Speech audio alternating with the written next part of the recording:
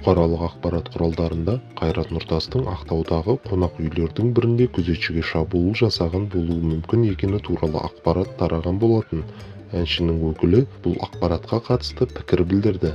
Қайрат Нұртастың Ақтау қонақ үйлерінің бірінде күзетшімен төбелесіп, оның мұрнын бұзғаны туралы ақпарат бұған дейін E-Gazette.kz басылымы өз дерек көзінің сөздеріне сүйеніп жариялаған болатын. Әншінің Instagram желісіндегі парақшасынан оның расында Ақтауда отбасымен демалғанын байқауға болады. Ал Ақтау полициясы Қайрат Нұртастың бұл оқиғаға қатысты бары жоғын растаған да жоқ, теріске де шығармады. Десе де бұзақылық бабы бойынша соталды тергеу басталғанын растады.